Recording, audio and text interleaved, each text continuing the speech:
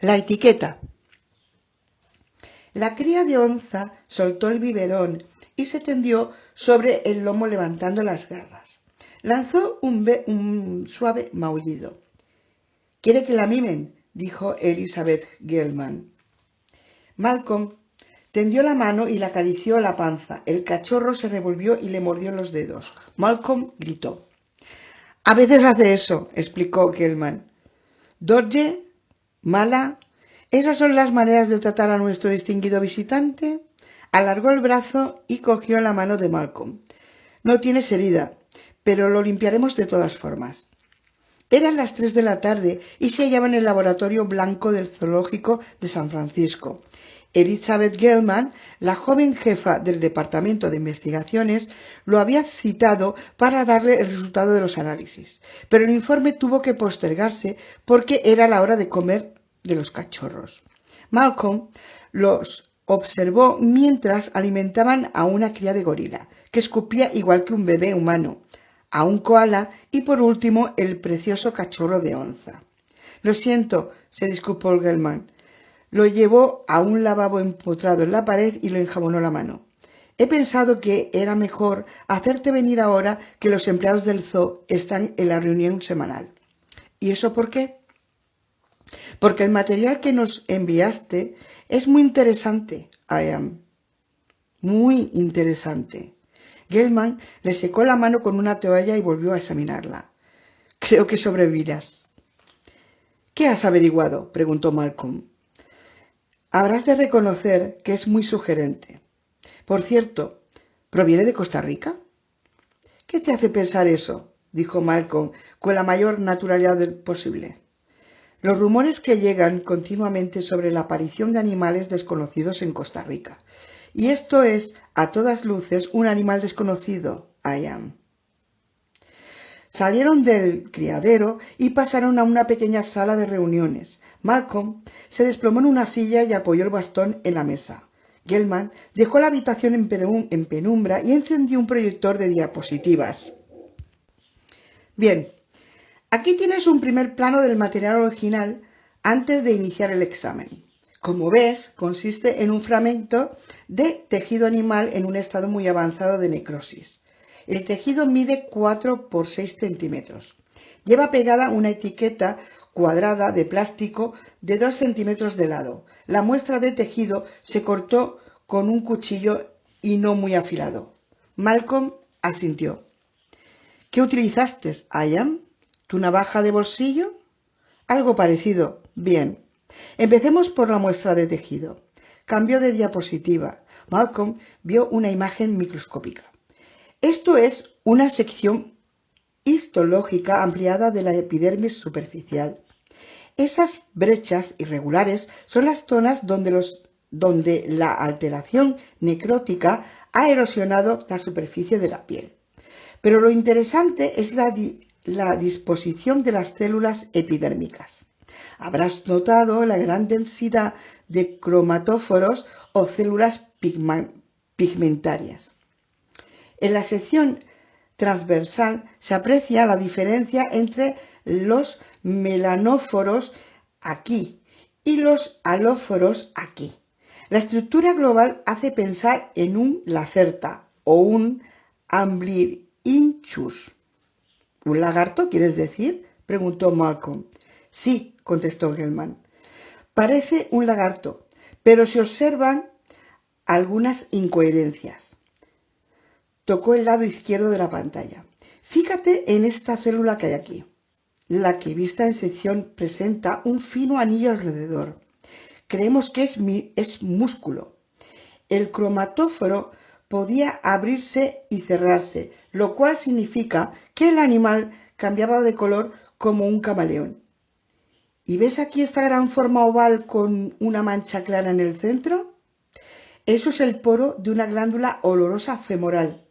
En el centro contiene una sustancia cerosa que aún no hemos acabado de analizar. Pero suponemos que se trata de un animal macho, pues solo los lagartos macho poseen glándulas femorales». «Entiendo», dijo Malcolm. Gellman pasó a la siguiente diapositiva. A ojos de Malcolm, La nueva imagen parecía un primer plano de una esponja. Aquí, una zona más profunda, donde vemos la estructura de las capas subcutáneas. Aparece muy distorsionada a causa de las burbujas de gas producidas por el Clostridium, que provocó la infección y la hinchazón del animal. Pero podemos formarnos una idea acerca de los vasos sanguíneos. Aquí se ve uno, aquí otro, que están rodeados de fibra muscular lisa. Este no es un rasgo característico de los lagartos. De hecho, si juzgamos por esta diapositiva, no se trataría de un lagarto ni de ningún otro reptil. ¿Quiere decir que eso correspondería a un animal de sangre caliente? Exacto, confirmó Gelman. No un mamífero, pero sí quizá un ave. Podría ser, no sé, un pelícano muerto o algo así. Ajá. Salvo que ningún pelícano tiene una piel así. Entiendo, repitió Malcolm. Y no se advierte el menor rastro de plumaje, añadió Gelman. Ajá. Por otra parte, prosiguió Gelman, hemos conseguido extraer una ínfima cantidad de sangre de los espacios intraarteriales. No es mucha, pero nos ha permitido realizar un examen microscópico. Aquí lo tienes. Cambió de nuevo la diapositiva. Malcolm vio un revoltijo de células, en su mayoría glóbulos rojos y algún que otro glóbulo blanco aparecido allí por accidente. Mirarla lo aturdía. Esta no es mi especialidad, Elizabeth, dijo Malcolm. Bueno, solo te explicaré lo más interesante. En primer lugar, glóbulos rojos con núcleo. Eso es propio de las aves, no de los mamíferos. Segundo, una hemoglobina bastante atípica que difiere en varios pares básicos respecto de la de los lagartos. Tercero, una estructura aberrante de los glóbulos blancos. No disponemos de material suficiente para extraer una conclusión, pero sospechamos que es un animal con un sistema inmunológico muy poco común. ¿Y eso qué significa?, preguntó Malcolm con un gesto de incomprensión. Aún no lo sabemos.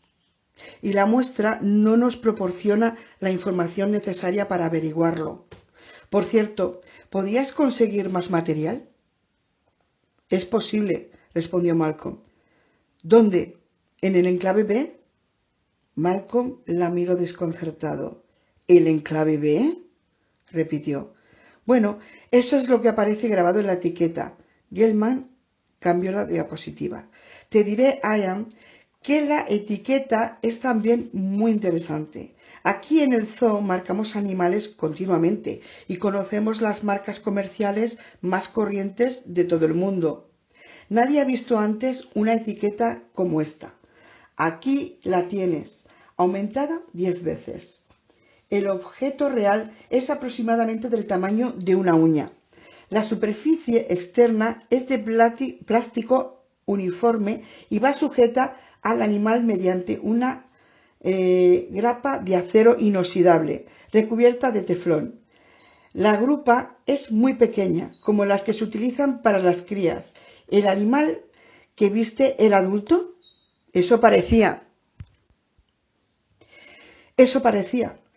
Es decir, que probablemente la etiqueta lleva mucho tiempo colocada, desde que el animal era muy joven, comentó Gelman, lo cual encaja perfectamente, considerado el grado de desgaste. Como verás, la superficie está picada. Es algo bastante anormal. Se compone de duralón, el plástico que se emplea para los cascos de fútbol. Es un material en extremo resistente y estas picaduras no pueden ser resultado de solo uso. ¿Y entonces?, dijo Malcolm. Así, sin duda, se deben a una reacción química, tal como la exposición a alguna clase de ácido, quizá en forma de aerosol, como, por ejemplo, emanaciones volcánicas. Podría ser, sobre todo en vista de otros detalles que hemos observado. Notarás que la etiqueta es bastante gruesa, de unos 9 milímetros de sección, y es poco profunda. ¿Poco profunda?, preguntó Malcolm, con expresión ceñuda. Sí. Contiene una cavidad interior. Preferimos no abrirla, así que la examinaremos por rayos X. Mira. Gell-Mann pasó a la siguiente diapositiva y Malcolm vio una maraña de casillas y líneas blancas en el interior de la etiqueta. Al parecer, ha sufrido una considerable corrosión, también quizá a causa de las emanaciones ácidas, pero no existe ninguna duda sobre cuál fue su función en otro tiempo. Es un transmisor de rastreo, y eso implica que este animal, este lagarto de sangre caliente o lo que sea, fue marcado y criado por alguien desde su nacimiento. Esa es la parte que más preocupación ha despertado aquí. Alguien se dedica a criar animales como este. ¿Sabes cómo ha ocurrido? No tengo ni idea, respondió Malcolm. Elizabeth Gell-Mann dejó escapar un suspiro. Eres un embustero y un malnacido. ¿Podrías devolverme la muestra?, pidió Malcolm, tendiendo la mano. Protestó Gell-Mann. Después de todo lo que he hecho por ti. La muestra... Creo que me debes una explicación. Y la tendrás, te lo prometo, aseguró Malcolm. Dentro de un par de semanas te invitaré a cenar. Gell-Mann lanzó a la mesa un paquete envuelto en papel de plata. Malcolm lo recogió y se lo guardó en un bolsillo. Gracias, Liz. Se puso en pie. Siento tener que dejarte, pero debo hacer una llamada urgentemente. Cuando Malcolm se dirigía hacia la puerta, Gell-Mann preguntó: A propósito, ¿cómo murió ese animal? Malcolm se detuvo. ¿Por qué quieres saberlo? Porque cuando analizábamos por separado las células de la piel, encontramos algunas células extrañas bajo la capa epidérmica externa, células pertenecientes a otro animal. ¿Y de ahí qué se deduce? Es una circunstancia que suele darse cuando dos lagartos se pelean. Con la fricción de los cuerpos, las células de uno penetran bajo la capa superficial del otro. Sí, aclaró Malcolm. Había indicios de lucha en el cadáver. El animal estaba herido. También deberías saber que las arterias presentaban síntomas de vasoconstricción. Ese animal se hallaba sometido a una gran tensión, y no solo por la pelea en la que resultó herido. Eso habría desaparecido en los primeros cambios posteriores a la muerte. Me refiero a una tensión crónica y continua. Esa criatura vivía en un entorno de extrema tensión y peligro.